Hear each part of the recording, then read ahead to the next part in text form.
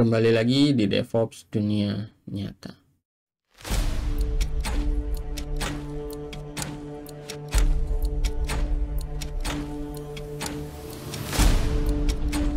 Kali ini kita akan bahas mengenai infrastruktur multi-region di AWS. Jadi sebenarnya ini adalah pengalaman pribadi saya ya di kantor tempat saat ini bekerja. Bagaimana saya dan tim begitu membangun infrastruktur secara global begitu ya, memastikan aplikasi kita bisa diakses secara cepat dari user-user yang ada di berbagai belahan dunia. Bermula dari kebutuhan aplikasi, awalnya ya, kita menggunakan infrastrukturnya di AWS. Awalnya user hanya ada di Indonesia, jadi kita running servernya itu di region Singapura. Kemudian seiring berjalannya waktu, user makin banyak ya, mulai ada dari Thailand, kemudian bertambah lagi usernya dari negara-negara lain di Asia. Ini masih baik-baik saja, artinya tidak ada kendala, semuanya masih berjalan lancar. Tapi kemudian perusahaan mulai ekspansi ke Amerika dan ke Eropa. Nah, disinilah masalah mulai muncul. Masalah terbesar adalah latensi. Jadi latensi ini adalah keterlambatan dalam komunikasi jaringan ya. Bayangkan server kami ada di server kita ya, ada di Singapura. Jadi user-user di Asia sebenarnya tidak ada masalah ya, semua mengakses aplikasi dengan sangat baik. Kemudian perusahaan mulai ekspansi ke Eropa dan ke Amerika. Nah, di sini masalah latensi mulai muncul. User yang ada di Amerika dan user yang ada di Eropa, begitu. Saya aktifkan penanya dulu ya. User yang ada di Amerika, user yang di sini, dan user yang ada di Eropa, ketika mengakses server kita yang ada di Asia, ya, tentu akan mengalami kendala. Mereka bilang aplikasinya sangat lambat. Ya jelas dari latensi network aja udah nyebrang benua, pastinya sangat lambat. Nah, akhirnya kita begitu ya ditantang atau dapat challenge dari perusahaan, gimana caranya aplikasi kita berjalan normal dan cepat walaupun diakses dari berbagai belahan dunia manapun begitu ya. Jadi mengurangi masalah latensi, intinya seperti itu. Intinya adalah gimana latensi kita berkurang ketika diakses dari user dari berbagai belahan dunia. Nah, apa solusinya? Solusinya tentu saja membangun multi-region infrastruktur. Artinya infrastruktur yang di-deploy gitu ya, di masing-masing benua begitu ya. Minimal ada satu data center di masing-masing benua. Ya, jadi goals-nya adalah memastikan user di berbagai negara dan benua mendapatkan akses yang tercepat. Jadi mau tidak mau, saya aktifkan dulu pen-nya lagi begitu ya.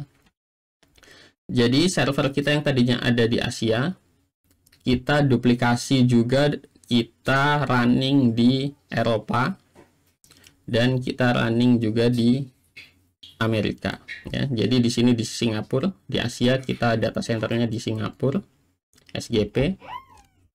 Kemudian di Eropa kita deploy di Jerman atau di Frankfurt ya.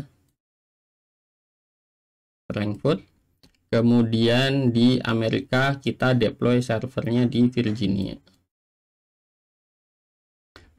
Nah, ini secara teori akan menjawab permasalahan mengenai latensi.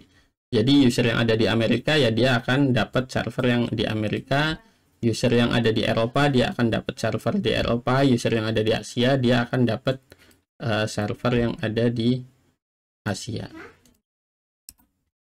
Seperti inilah infrastruktur multi-region di AWS yang saya bangun begitu ya. Infrastruktur utamanya kita menggunakan AWS ECS ya, Elastic Container Service, yang Fargate, yang serverless begitu ya. Kenapa yang serverless? Karena kita deploy banyak server di masing-masing di banyak negara begitu ya. Jadi kita nggak mau lagi pusing ngurusin EC2 atau VM begitu ya. Jadi kita menggunakan ECS Fargate yang lebih simple. Servernya kita duplikasi ya. Kita duplikasi dari di Asia, kita duplikasi ke Amerika, dan kita duplikasi ke Eropa. Saya aktifkan dulu penanya biar bisa coret-coret. Ya, jadi sederhananya kita menduplikasi server ke Asia, ke Eropa, dan ke Amerika. Kemudian aplikasinya atau service kita deploy menggunakan ECS Fargate ya. ECS Fargate, ada web dan ada API begitu. Di ini juga diduplikasi begitu ya, di masing-masing region kita duplikasi. Untuk menentukan user mana dapat akses ke server yang mana, kita menggunakan root 53 policy ya. Nanti akan ada, setelah ini saya bahas mengenai root 53 policy detailnya. Jadi root 53 policy ini dia bisa mendeteksi dari mana user itu berasal begitu ya. Kalau usernya dari Eropa, maka dia akan otomatis diarahkan ke server yang ada di Eropa. Kemudian kalau usernya yang ada di Asia, secara otomatis si root 53 ini akan mengarahkan ke server yang ada di Asia. Terus bagaimana dengan database-nya? Database-nya kita menggunakan Aurora Serverless begitu ya, dan diduplikasi atau direplikasi menggunakan Aurora Global Replication. Jadi kita launch replikasinya di negara-negara di setiap benua. Nah, yang menarik dari Amazon Aurora Global Replikasi ini ya, dia punya fitur yang namanya write forwarding. Apa itu write forwarding? Jadi aplikasi kita ya, aplikasi yang ada di Amerika, database hostnya itu akan mengarah ke database yang ada di Amerika juga. Begitu juga yang di Eropa begitu ya. Dia hostnya, pengaturan DB hostnya ya, dia secara aplikasi, di aplikasinya dia mengarah ke yang database yang ada di Eropa. Jadi secara database dia pointing ke database yang terdekat juga di region yang sama dengan aplikasinya ya. Kemudian ketika dia melakukan proses menulis atau write gitu ya, Aurora ini punya fitur write forwarding yang sebenarnya ketika dia menulis di belakang layar begitu ya, dia men-forward dulu ke primary-nya. Kemudian setelah primary tersedia, maka dikembalikan lagi, akan direplika di region masing-masing. Ya, jadi ini fitur menarik yang kita manfaatkan untuk membangun multi-region infrastruktur, yaitu fitur write forwarding dan root 53 policy. Nah, ini pengaturan root 53 routing policy-nya bisa kita lihat ya di sini contohnya. Di sini record name-nya sama.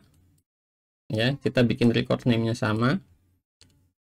Kemudian kita pakai alias ya. Nah, ini alias. Jadi bikin aliasnya diaktifin ketika kita setup domain. Kemudian routing traffic-nya kita arahkan ke load balancer tentunya ya, karena ECS di depannya kita pakai load balancer. Kemudian nah ini diarahkan ke region-nya masing-masing ya. Kita bikin satu dulu diarahkan ke load balancer yang ada di Eropa. Kemudian kita bikin satu lagi, kita arahkan lagi ke load balancer yang ada di Asia. Kemudian kita bikin satu lagi begitu ya, kita arahkan load balancer yang ada di Amerika, di region-nya masing-masing. Ini adalah pengaturan yang paling krusial, routing policy-nya nih. Routing policy-nya kita menggunakan latensi. Artinya root 53 akan mencari latensi mana yang paling cepat begitu ya. Jadi user akan otomatis diarahkan ke server yang terdekat dengan usernya begitu ya. Nah, ini regionnya. Ini contoh ini adalah kita setup root 53 di region Eropa di Frankfurt. Begitu ya. Nah, kita lakukan lagi di Amerika dan Asia dengan cara yang sama. Nah, ini CI/CD deployment-nya. Jadi kita pakai GitLab CI begitu ya. Nah, kebetulan di sini adalah contoh aplikasi yang PHP. Jadi seperti biasa kita install dependencies-nya, kemudian build Docker-nya. Setelah di build, di deploy di masing-masing region ya. Deploy di Frankfurt, deploy di Singapura, dan deploy di Virginia. Nah, ini script deployment AWS CLI-nya. Jadi AWS ECS update service begitu ya, cluster name-nya ECS cluster. Ini kita pakai variabel supaya bisa kita isi ke 3 region ya, sesuai variabelnya. Kemudian service name-nya, service name itu aplikasi name-nya ya, nama kontainernya. Ini juga kita gunakan variabel. Kemudian task definition di ECS sebutannya task definition ya. Kalau di Docker Swarm ini YAML-nya ya. Kalau di ECS namanya task definition. Kemudian regionnya ya, di deploy di region yang mana kita gunakan variabel juga. Jadi kita bisa isi sesuai region yang kita inginkan. Nah, ini script CI/CD deployment-nya. Oke, jadi seperti itu ya, kurang lebihnya pembahasan mengenai multi-region infrastruktur. Selanjutnya mungkin saya akan bikin konten ya, hands-on. Silakan teman-teman tulis di kolom komentar kalau memang teman-teman ingin dibuatkan hands-on untuk deployment di multi-region infrastruktur. Ya, jadi seperti itu gambaran singkatnya bagaimana saya membangun infrastruktur multi-region di AWS. Jadi disclaimer ya, sekali lagi ini adalah pendekatan yang kami lakukan untuk membangun multi-region di AWS. Ada banyak cara sebenarnya. Kalau teman-teman tadi kan dicontoh saya pakai ECS ya. Sebenarnya bisa juga pakai EC2 atau pakai Kubernetes EKS ya. Tinggal mainin aja di routing policy-nya. Pun mungkin teman-teman ada yang sudah berpengalaman membangun multi-region di AWS begitu ya. Bisa juga mungkin menggunakan Lambda Edge atau yang lainnya, CloudFront begitu ya. Nah, silakan teman-teman bisa tuliskan pengalamannya di kolom komentar. Saya rasa itu saja yang bisa saya bagikan di kesempatan kali ini. Terima kasih, kita ketemu lagi di konten selanjutnya.